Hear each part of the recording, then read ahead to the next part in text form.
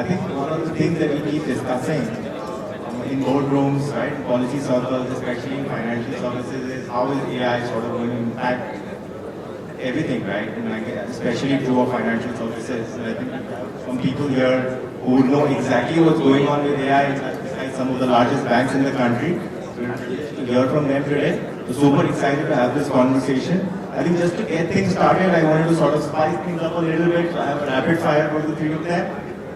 Question, I guess, for one of you, each one of you, maybe a line each. Banking, you think it's overhyped or underestimated? Hugely underestimated. Our life is going to change. Me and humans are going to get out of our jobs. Interesting. I think I kind of agree with Prakash, but I also think that it's slightly overestimated in the short term and maybe underestimated in the long term. So I agree with it. And Prakash may be unemployable in some years, but in the short term, I think we have a So second that, I think if you're asking me today, it is overhyped. I guess we've not delved deep into it to realize, so that's why it's overhyped today. Hopefully in a few months we'll be in the underestimated category. Perfect. So I guess everyone's bullish in the long term and we'll figure out, I think in the near term, how it goes. But I guess Shankar, the first question for you, right? What does AI mean for your org right now? Like where are you using AI? How are you thinking about AI?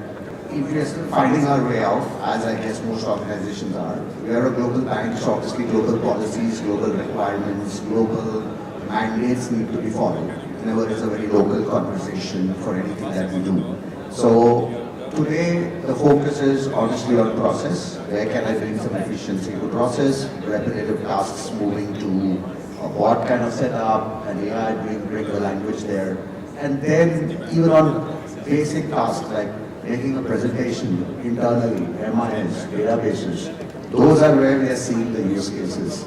I think we're still some time away from decision making or letting AI decide for us, especially in terms of credit and some of those more crucial elements. But things like reporting, repetitive tasks are surely moving to take the benefit of AI, and thereby you're bringing in efficiency. What do you think AI means for banking in general now? If I have to say it in one word, it would mean opportunity. I think AI is a big opportunity for banks, not just in terms of products or markets. It's across the value chain. You can go to different markets now where traditionally you didn't have distribution. You can open up different variants of the product which you probably didn't have earlier. You can target new clients which probably didn't have earlier. And the way of underwriting has changed and is changing dramatically. Collections is changing. When you were speaking in regards to how collections have changed, how the engagement with the clients is changing. In India, the guardrails have been put up, and it will be a massive change in India in the coming years. Of all the markets globally, I think India will change the most. We've seen a lot of change in the world, right? In the last 2 years, so much has happened. Like, what has changed inside banks in the last 2 years? Today, if you look at AI, and be it credit, lending, or anything in general, I think it's solving the low-hanging fruits, right? Which is inefficiency, a bit of getting a little smarter, predictive insights. Even in banking, I think it's true, right? What are we using AI for? We're using AI for generating a predictive conversation with the client. You are scanning your leads a little more smartly than earlier. You're using a lot more data points in terms of relevance using AI. As Shankar was saying, you're making your PPTs through AI. Managers are asking AI, in addition to the conventional data that they get from the team, to make decisions. I think we are solving very basics. But I think that the reason I said that we are grossly underestimating the thing, I think it will go much beyond what we are currently. But currently in banking or any other businesses, I think we are using AI for very basic stuff, which itself is huge. And if I talk of lending specifically, what is the main problem in, let's say, a business banking or an SME lending? It has a lot of hands-off, because that's how banks are built. RBI wants you to have compartments, They don't want one person to trust the another. So you have, it's like the old office, the file moves from one desk to another before it gets signed off for a decision, right? I think part of the problem got solved by changing physical to digital. So now you have workflow tools, but it's still things moving from one desk to another. My view is that AI will actually solve, I think structurally the whole process of let me have a look, you also have a look, let's show it to Hemant. Then Shankar said, you guys are okay, but I have this feedback. And then somebody will say, let's do it, right? I think it will solve that structural issue of handoffs. What it will bring for customers, in my view, is that handoffs creates friction. And your customer experience sitting outside the bank, his experience is not consistent. Sometimes he's very happy because Shankar did not sit on the file, possibly. And sometimes he's extremely happy because a person like you, let's say the one layer above, the next desk, just did not act on it. So I think it will reduce friction in the lending process and enhance customer experience. But this is also at the base, right? It's very basic. And part of the change in lending journey happened when we got digital. And since we got digital, we got use data. We could only use so much of data because we got digital. I think the next wave of data will come because we are moving from being digital to agentic. And agentic is, the machine will say, don't go to Shankar. I don't think you add value. Listen to Hemant and not to Shankar in this proposal.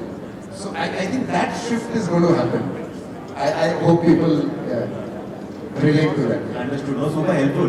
India is a fairly data-rich country now over the last decade. We spent so much time, right, building the rails. Now with GST data available, obviously UPI's adoption is off the charts.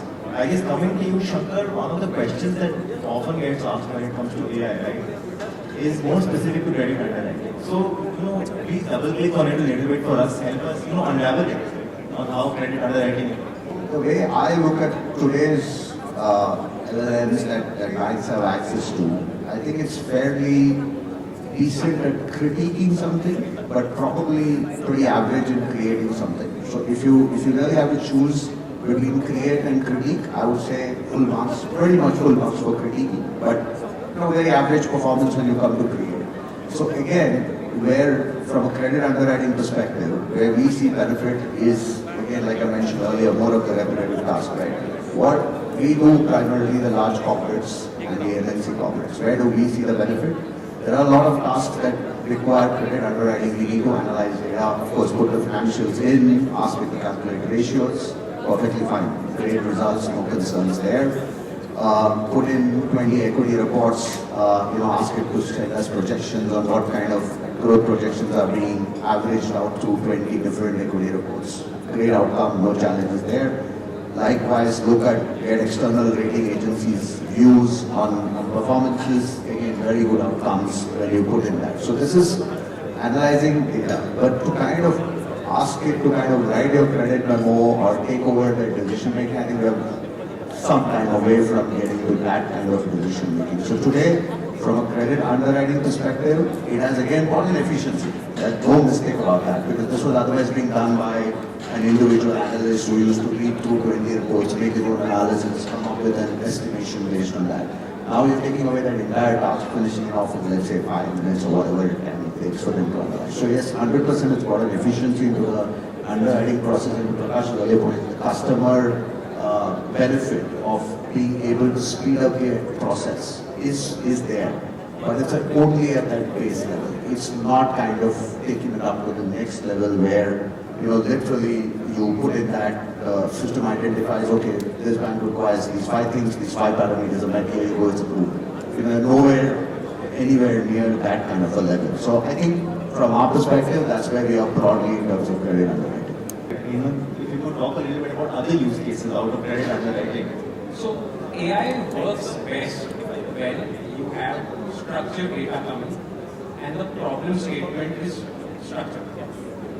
So, however, if the data is not structured, or if the problem statement has been where the heavy lifting is done by human mind, we are still there's still some way to go there. That's why I think credit underwriting, as Shankar was saying, will pick up in India because the guardrails have been put up. Having said that, I think credit underwriting is like, Virat Kohli or Sachin Tendulkar of banking, so it gets a lot of eyeballs.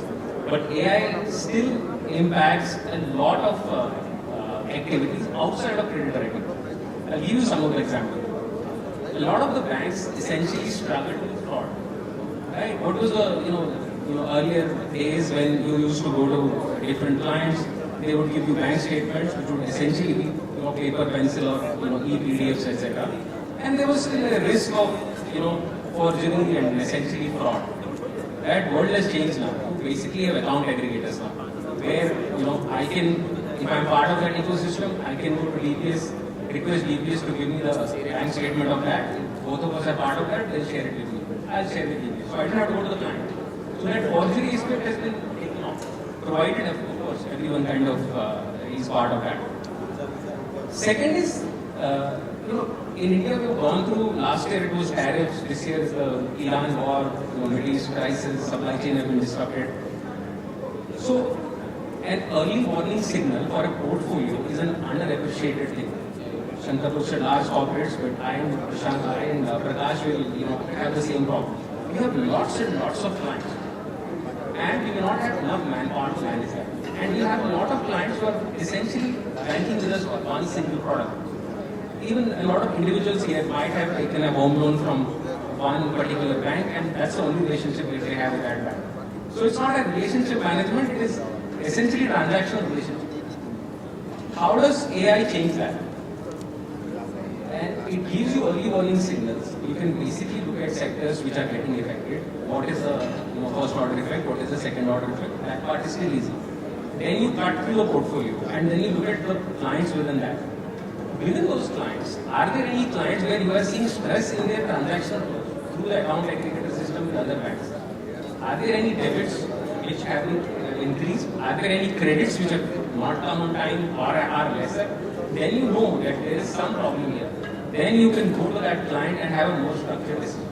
And then you have, government has of late released CGTMSE loans for SME clients. Then you can go to that client and say, look, you look like under stress, you want this, and then it becomes a more structured discussion.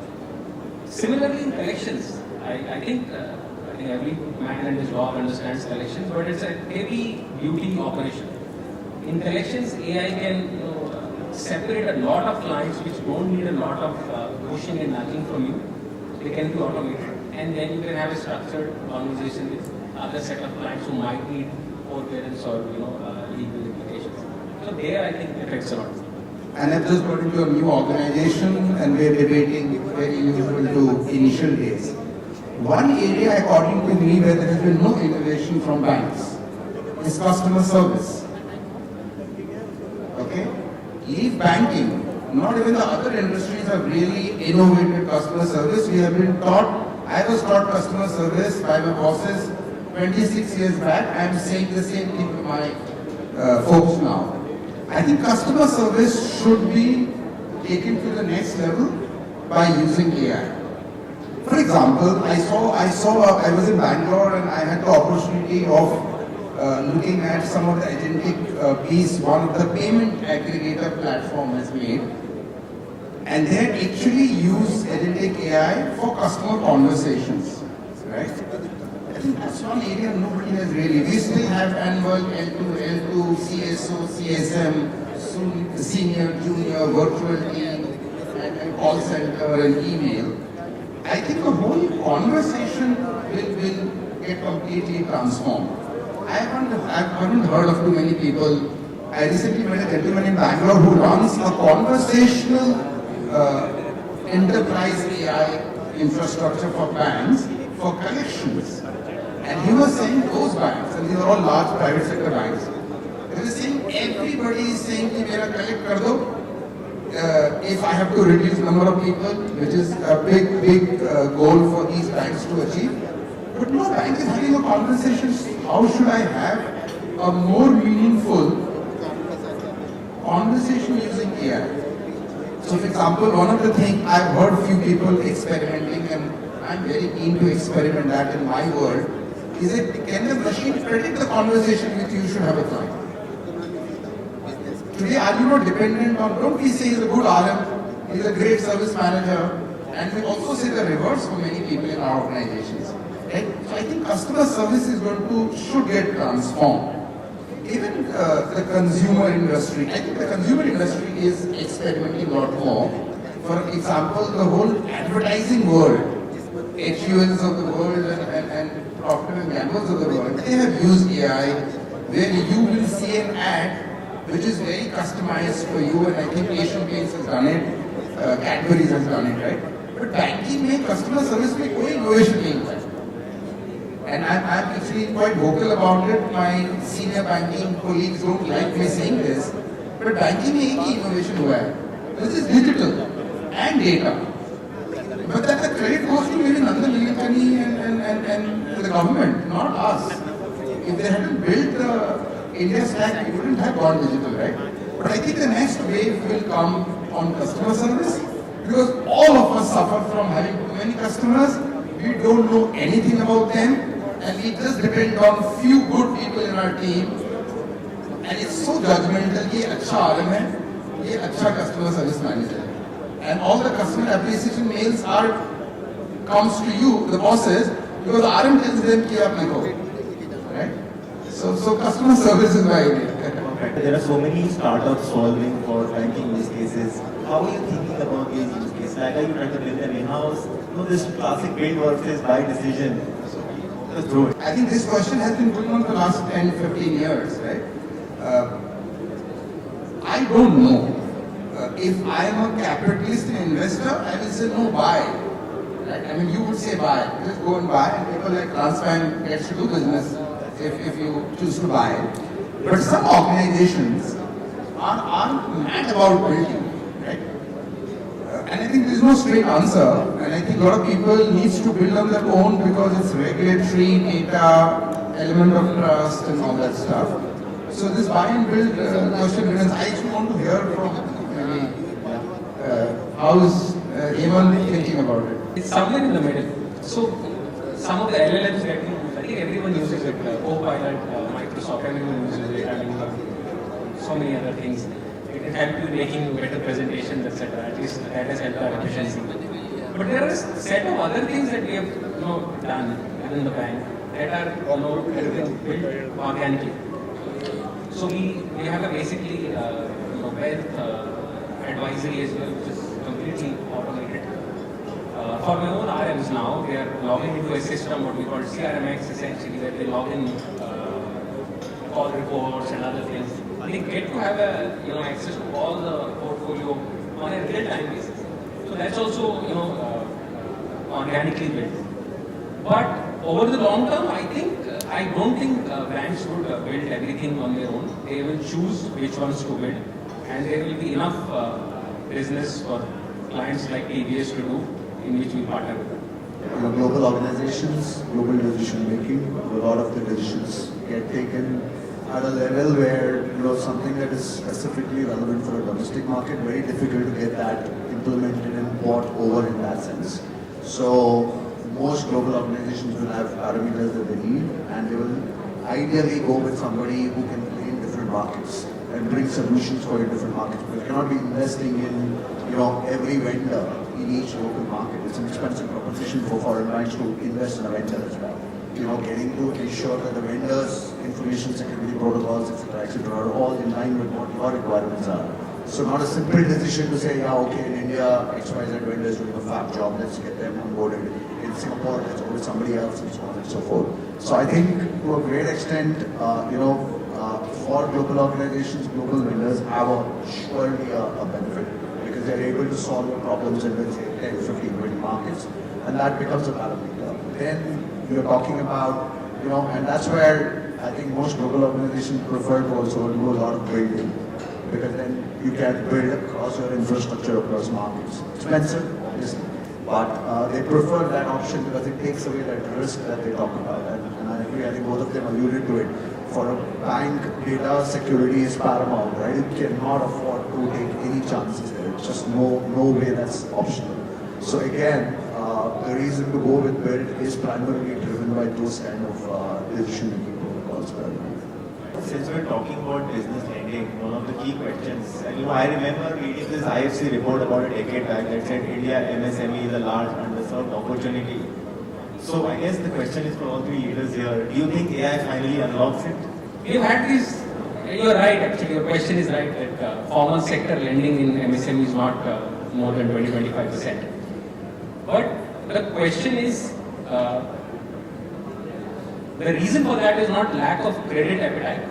The reason for that, essentially, in my opinion, is economies of scale was the first one.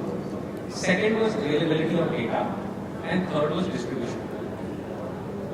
What do I mean by that? So, in economies of scale, essentially, what are you doing? Frankly, for me, cost of underwriting a loan, which is very small loan of let's say 50,000 or 1 lakh rupees, is very similar to cost of underwriting a 1 crore unsecured loan. So essentially what happens is then banks, lenders essentially will kind of ignore the bottom and only look at the higher one. That's not bias or that's not judgmental lending. It's essentially pure maths. Because the economics of scale were not there, so you simply ignored it. The second part is data. Because unlike a large private sector, a large client or what we call a commercial large client, you basically have all the data and judge it.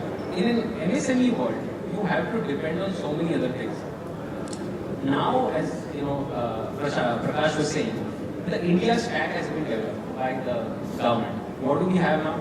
We have GST data that you can pull from the portal.